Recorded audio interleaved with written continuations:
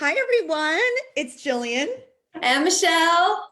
And I just want to say happy me year to all of you. And we are so excited about today's show. But first, as always, I have to ask Michelle, do we have any housekeeping? I'm going to keep this so brief, Jill. And I love the fact that you started with our theme for the year, which is Happy Me Year, because it's all about taking time for you and by having more meaningful me days. So look forward to some of those little prompts. And also, a lot of you are here on Facebook and on Instagram, but we're also on YouTube. So please subscribe to our channel because it is full of inspiration, survivor diaries, beauty shows, tutorials, and so much more. So please come on over to YouTube, subscribe, and get ready for a great year, a great me year. So Jill, without further ado, please introduce our very, very special guest. Okay, so we are so pumped to kick off 2022 with author, global beauty guru, my friend, my mentor, which I don't know if a lot of people know that. His name is Quintin Phelps. From celebrity to editorial, media, and everything in between, Curtis has done it all. He has had so much to do with my beauty career, my personal growth, and I'm so grateful to have him in my life and introduce him to all of you. So do bring any questions or leave any questions, as I know a lot of you watch these videos later.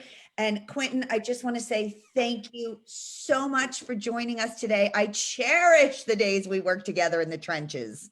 Pleased to be here. Thank you, Jill. Nice to see you. Yeah, so nice to see you. So exciting. So before we get really dig in, I just want to go to your book. Now I'm going to hold it here because if I hold it over here, oh no, I can, right? Sometimes it does a floating head with the gray on gray background. So we're going to put it right here. So this is Truth of Beauty, the path to uncovering the beautiful you. And I have to say that this is it's really a self-help book, which is why I was so drawn to it and wanted to share it with our community, especially. It's not a makeup guide, like a how to put your eyeliner on. It's so much deeper than that. I do want to say it is available on Amazon.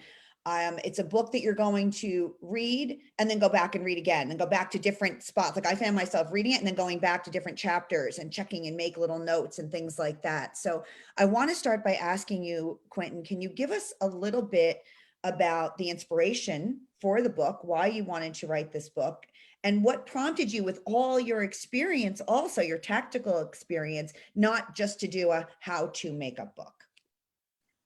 Thank you so much, Jill. I entered the beauty industry understanding one thing about myself as a very young person, and that was that I had this love of beauty that I could never get away from. When I was younger, of course, seemed just like vanity. I knew the only way to bring it to the world was to really understand beauty itself. And the longer I stayed in the actual beauty industry, it just became so unattractive on so many levels, and I couldn't understand that. And I found myself fighting myself and so many others because of the differences that we would have in beauty, just trying to maintain being a beautiful person, but yet trying to be in the beauty industry and give something to other people. And the fights were just relentless.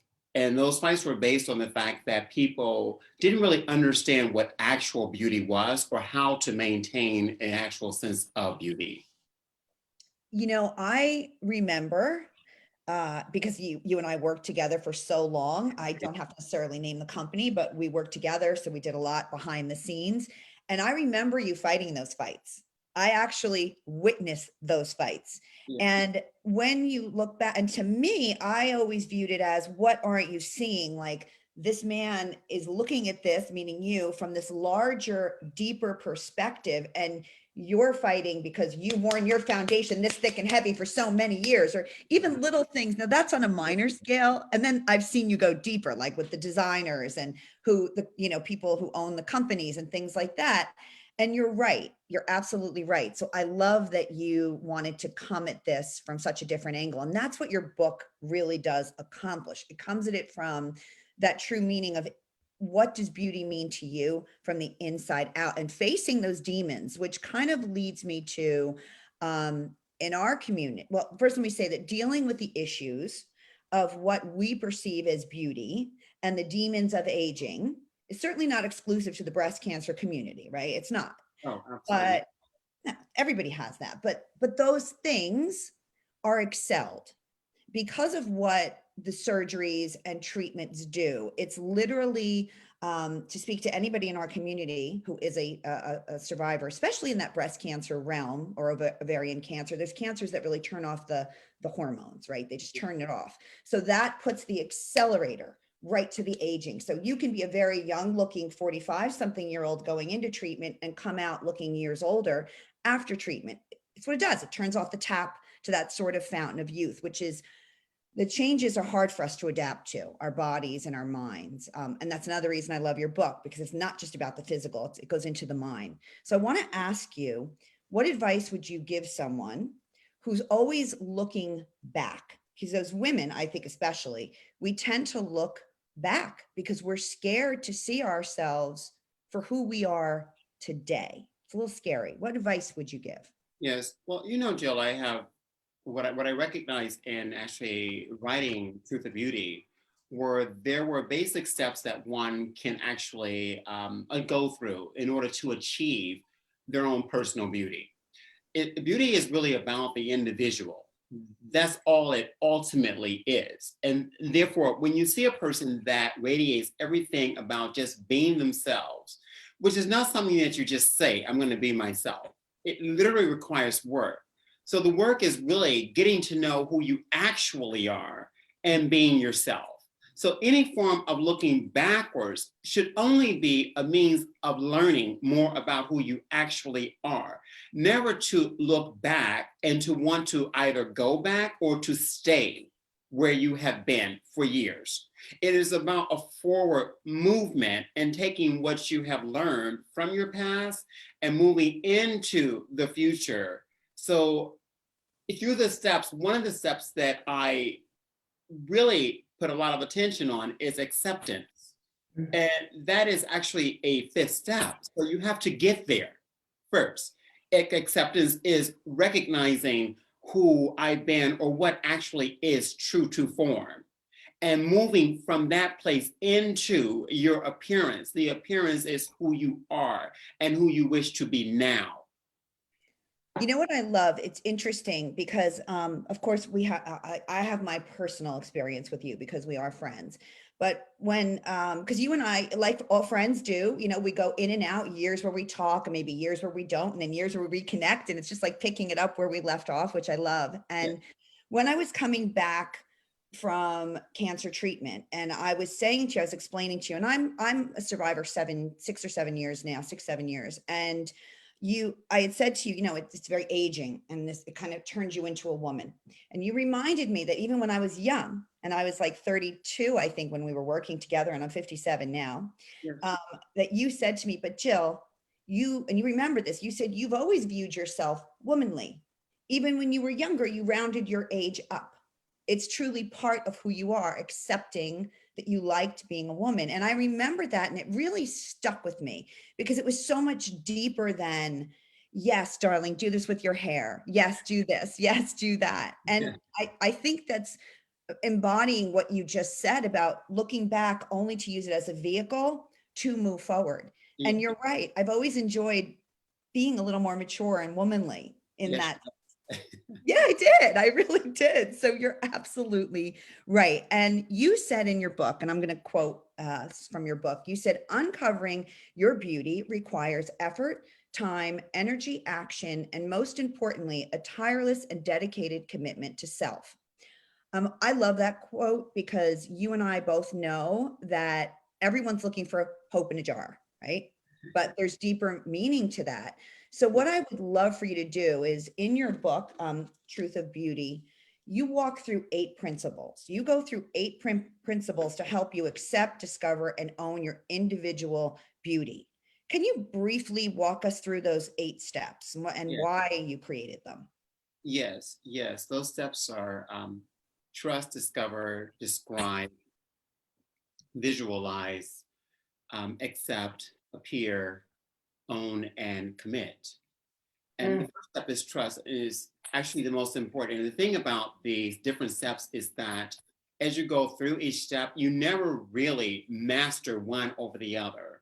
You may go to step 5 and then find yourself back at step 1 because it's just a reminder of what you actually need in your life in order to continue being in your beautiful life and being your most beautiful self. So trust is step number 1, and it is very important because it is the beginning of you literally trusting who you are as an individual. And so I walk you through that just so you have an understanding of this is where we are right now and this is where we're going to start. The starting point is I'm going to trust me. I'm going to trust me. And then step 2 is about the discovery. So we begin to discover who are you? Exactly who are you? So I give you several examples throughout the book with each step.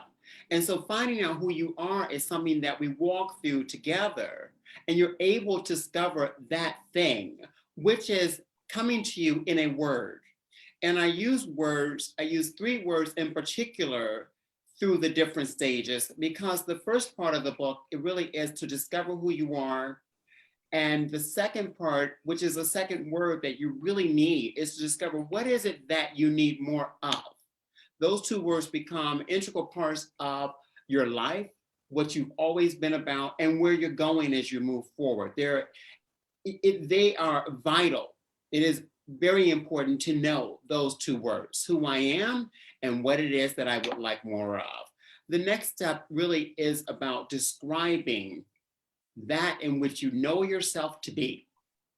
And you've reached that point now because you know who you are and you have that information for yourself, which is already within who you are. I'm just bringing it to the surface. So the describing allows you an opportunity to merely state the next stage, which is what is it that makes this who I am actionary? So now you know what your action in life is intended to do. And by the way, that action really is your purpose in life. And so when you get to that place, you recognize, oh, I already knew that. Well, of course you knew it, but it's hidden. And now you know it, and you can be open about it. You can be proud about it, and you can speak it, and you can, not be shy about that thing that you wanted all your life and let everyone know. And so you're entering beauty on a much higher scale here. And the next stage is for you to merely accept what has already been. Whether you like it or not is unimportant. It has already been, so it makes it real. It is a tangible thing, something that has already happened or occurred, whether it be your life, your past, or things around you. You accept that. And once you accept something for what it actually is, you have the opportunity, because it brings about an energy, to then appear as the person you really want to be, or how you actually see yourself as, which we've already gone through. And once you appear, you begin to then say, I'm going to own up. And when you own up to who you are, you're in. There's no turning back at that point. So the last step is to commit to everything that you've just gone through, and to never give in, to never give up. Going back and forth with these different stages, committing yourself to your own self and your beauty, and therefore the world. I can't begin to tell. So listening to that was just like, yeah, so good, so good. And you just encapsulated how important that this book is and how deep it is, and why, to me, you're like a beauty psychologist when you yes. go through this book. You are your beauty psychologist. And yeah, it's true. And that's how I kept felting. And you'll find yourself taking notes. And that commit thing is so, I love all your beliefs, because you listen, you're my mentor. So of course you've had so much influence on me in your views. And I take a lot of that over to Beautiful Self. And it is about that commitment to who we are. But you give the tools to help us get there on a deeper level, to accept. And then, like you said, no stopping you moving forward. So That was so good. Thank you so much for sharing all that. And again, the book is available on Amazon. It's called Truth of Beauty, The Path to Uncovering the Beautiful You. And I love this picture of you, by the way. It's so accurate. Okay. So now I want to ask you a little more tangible beauty questions. Okay. Because I Of have course. to. All right. So you've been doing this such a long time. And I've watched you do it for such a long time and had the pleasure of, being around when many things happen. So have you ever worked with a celebrity that just embodied your philosophies and why? Like, is there anybody that stands out to you? There are many people that actually stand out. And when someone stands out, they stand out because they are a beautiful person. So I recognize beauty on the highest level, and I'm always looking for it because I believe that when you're in your actual beauty, you are at the height of who you are and who you are meant to be in the world. And that it also shows on the outer side, hence beauty outside, inside, becoming one whole person. So we don't ignore the outer for the inner, nor the inner for the outer. They are both very important. The two celebrities that I think, and I dread that it doesn't happen more with individuals that might be of a more youthful age. But these two people have a great youth in them. And I would say that the one person was Jane Fonda. Oh, yes. Yes, she radiates beauty, and she was so much herself when I worked with her that it was almost unbelievable or really challenging on so many levels to accept all the beauty that she brought because she came 100% Jane Fonda, and that was behind the scene. So Yes. there was no camera rolling. I remember, Yes. one of the big events that stands out to me was when we did the vagina monologues together. Oh, yes. Do you remember how long ago that was? Like 20. You know, I know. And just like suddenly. yes, and the celebrities that were coming in and out of that room were awe-inspiring, like awe. And it was me and you and Cindy and Sebastian. It was, and I remember you would say if somebody, I don't know if you remember this, but there was maybe one or two, because I've never seen you be intimidated ever, and not that you were, because you weren't, but you would be like, oh, if you were impressed, you would say, look at Miss Lady. You'd be like, she just floated by. So there would be like that floating, and I remember that especially. Yes, Jane Fonda, who I was very intimidated by, but I remember Isabella Rossellini too. Another one, full stop, 100% beautiful. Just a beautiful person. No excuses, no denying, no disrespecting. You just felt a terrific energy in the room with you of an individual who was beautiful outside, but also inside. And it's funny because those two people could not be more different. Mm-hmm. In Isabella Rossellini, who has a more stoic behavior about herself, a seriousness without being serious at all, a more discreet person. And Jane Fonda, completely out there and really open to everyone in the world, really being beautiful. And she was all about the hugs and kisses, by the way. It's amazing. Yeah. It's true beauty. It's like you say, it's true beauty. And yet you and I have seen some of the most beautiful people, what the world would deem physically, behave badly or appear ugly. We see it all the time. We see this all the time. You do, because they're insecure in who they are. Well, it's something that we as people are trained very early on to have that form of insecurity and look for what I call a validation from the world to tell us whether we look good or we're acting right. We just need the validation. My play on that is that it's not about validation, it's about confirmation. And they're very, very, very different. In confirmation, you walk into situations where you already are confirmed as a person. You know who you are. You've gone through that. And so when someone says whatever they say, you're good looking or you have a great behavior pattern, it more just confirms your truth already. As opposed to a validation where we're looking for someone to tell us we're good looking or that our behavior is wonderful. And then we go, oh, it is? It's excellent. Yeah. It's like, oh, thank you so much. Now I'm good. Now I know. Yeah. No, you know beforehand. You know what you want before you get it.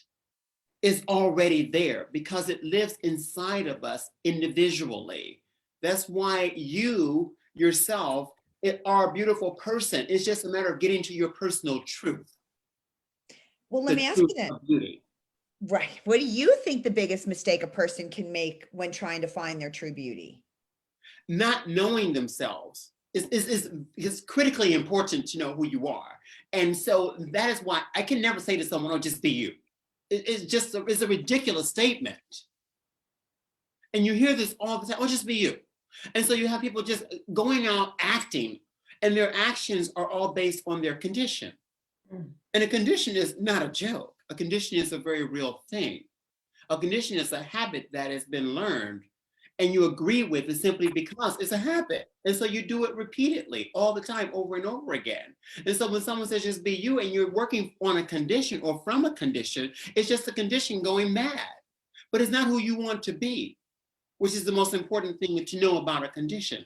Our whole life is based on conditions, but you can choose the conditions. You can choose the conditions that you do not want because they do not serve you. And when you recognize the condition doesn't serve you, you have to relearn the truth of what you really want to see. So you are training you to be you. How do you know how to be you? Because it's inside. We just have to get to it. But it requires work. Beauty psychologist. I love it. Wow, this man is full of wisdom. He is. I'm telling you, why do you think I talk about him You incessantly? were not kidding. Curtis, you're legendary because Jillian has been speaking your name and your truth for decades since I've known her. Yeah. And to hear it coming out of your mouth is a gift. And I'm so happy that we actually have it in recorded form, because what you're speaking is something that you need to revisit constantly. It's true. Well, then let me, as I know, right? You just want to go, Yeah. I want everyone in our community to hear this. Oh, But it's all in the book. We're just getting it, a little more from him personally now, but it is all in his book. But I do have to say, because our time is going fast, because you're so interesting and I love it. I would be remiss not to ask you like some actual, tangible beauty questions, if that's all right with you. I love it. Are you kidding? That's my thing. Okay. Okay. Perfect. All right. So let me start by saying our community, the breast cancer survivor community, struggles with skin a lot. The hormones are shut off and things like that. So we tend to be too dry or lackluster. There's just a lot of issues with what the drugs can do. So my question, can you tell us just even 1, 2, or 3, of your favorite skincare products? Well, Jill, I'll tell you, first of all, there are a lot of women that are very dry. And I understand that women have faced emotional trauma and physical trauma like this, even worse. They're really faced with the dryness is such a big deal. And the products that you really need or must go to, first of all, you want to try to get to the quality as much as possible. If you can't, then we find other ways. But if you can get to the quality of products and they really make a difference, then you want to do so. One of my favorite products, I think, as a starting point, is to always ensure that you're using a cleanser that is more of a cream cleanser or a balm, and a cleansing balm even better. And I'll tell you 3 that I love. And one is by La Prairie, their cleansing balm. Cicely makes a gorgeous cleansing balm. And the other is by Clé de Peau, and that is also a cleansing oil. All 3 cleanse your skin perfectly well, and you rinse off. And you can double cleanse by following up with another cream, but if you are truly, truly dry, the balm will do the trick. I would follow that personally if I were dealing with a dry skin with an oil. And some oils are good and some are better. I think a nighttime oil is a little on the pricey side, but it's an amazing oil, and that is the retinol oil from La Prairie. Another person that makes that retinol oil, which helps to regenerate the skin and move collagen a little faster, is these retinol oils, and one is by 111 Skin. Okay. And they're divine. Another oil without the retinol, because not everyone wants that, is the oil by Amora Visa. They are from Budapest. Mm. and the black rose oil from Sicily. Oh, I love the And sound of then these are that. 2 products, and now you want to layer that with the most gorgeous moisturizer. Number 1 is Sicilea. Sicilea Extra. They have 2. Sicilea Extra is an amazing moisturizer, and you want that last because it seals the deal. And Okay. the other is also by Amore Visa, 111 Skin, and Platinum from La Prairie. Okay. Yes. Okay. I love it. All right. And I know what you're saying, quality over just whatever, like take the moment If you can. if you can for your skin. If not, you may have one of those products and then everything else minimal. But you work with what you have. If you can get there, always, always, always have the best moisturizer you can possibly afford. Okay. And somebody just said, oh, over the counter, please. And I was like, but these things are, I mean, they're department store over the counter. They're just a little higher end. They're higher end, but Yeah. you know, fortunately and unfortunately, is the world that I love, luxury. And Yeah. so this is where I live when it comes to beauty and beauty products. I always want the best of that. And Yeah. so that's my language. That's my language. But it doesn't mean there isn't other language and other individuals or items that will take you there. So what I would love to do is I'm going to addendum you and I'm going to add on and say that I know that Clinique makes a gorgeous cleansing balm called Take Off the Day. So that is a good one. That is, you know, it's still a good product. And I am a huge fan, and a lot of you know this, of the Sexiest Beauty. Her rose oil is unbelievable, and her rose balm is amazing. Those are just 2 that I repeat a lot. So I'm just going to throw them out there because somebody asked. Okay. So then, yeah. Oh yeah. They're beautiful. You would love the rose balm. Delicious. Delicious. The Yeah. Sexiest Beauty. Oh, I see. Yes. Oh, the rose balm is delicious. I have to get you one because you who loves luxury, even though it doesn't have a luxury price tag, would be Yeah. so impressed. We love a find. No, it's such a find. It's such a find. Okay. And then I want to ask you as we close out, because our time has gone so fast. Can you share 3 items maybe that we haven't seen before that you think we should check out? In the beauty world, I think, you know, at the moment where we're really going, because you have to remember one thing about beauty is that the era in which we live is always very important to the base of just what is happening. So though you want to be yourself, you can't get away from the era, and we're all affected by the era. The era we're in right now, not only is skin very important and on what I would consider to be an absolute high, the skin, but also the body now is on a high. So you got to do both now. Yes, it requires all, because we're all in to become one. And so body products have become ace. So the person that you really need to know about when it comes to body is Suzanne Kaufman. Okay. Suzanne Kaufman. Writing it down. Yeah, me too. What she's doing with body care, because it's all about, you know, I'm into baths, you know, so if you are jump in, it's all about the oils, the soothing, the different salts, the scrubs, the rubs. Oh, it's just so amazing, these products. And Susan Kaufman, no one does it better. I love that. And that's a great tip. And I'll tell you why, especially in our community, body is an issue on many levels. Yes.